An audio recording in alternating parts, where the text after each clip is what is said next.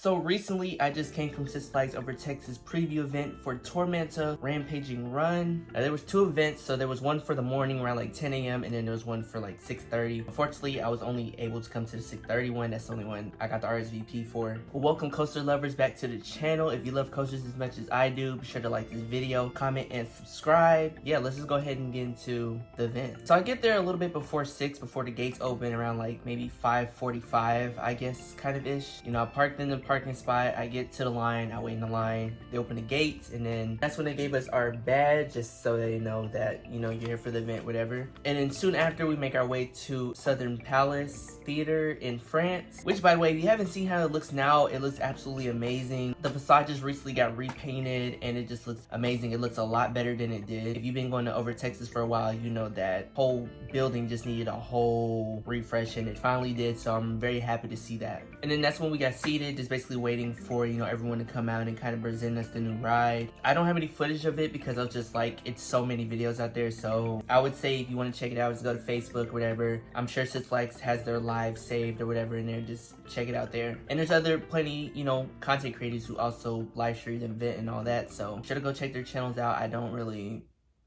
it's so many I can't even remember. But yeah, just through the event, they're just basically talking about like all the upgrades that they're doing for the park as well. One being a new restaurant actually coming to the new Spain area along with the new ride. I don't remember the name of it, but it looks absolutely amazing. I can't wait. The food's gonna be absolutely delicious. You know, I love, you know, Mexican food, Hispanic food, so I'm super excited to try it out. And then basically just talking about all the other upgrades and stuff that they're doing as well.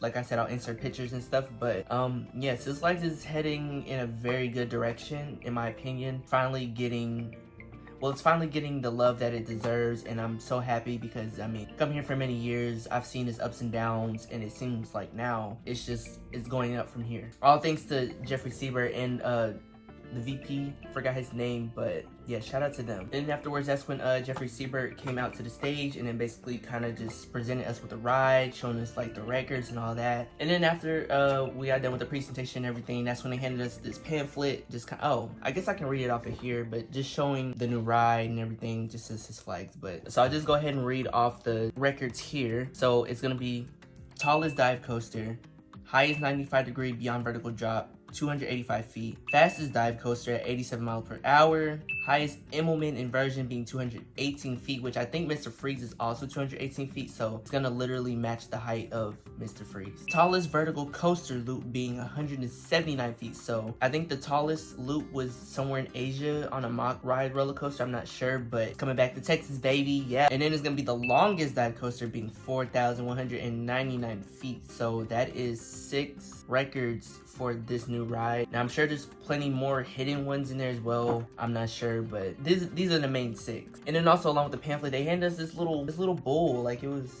thought that was cool. Nothing really too special, but just says the ride name on there and then just a little bowl. It's pretty cool. And then that's when we went over to the Spain area. First thing I did was looked at a little preview area. I didn't get a picture because whatever, but then they also had track signing, which I did sign my name. I have the video right here. I just put Jeff Loves Coasters on there. I mean, why not? Just, I might as well tag my channel name, right? So then that's when we went to the construction site, and it was in, of course, it's in the Spain area. And actually I saw Conquistador, which if you didn't know already, is going away, unfortunately.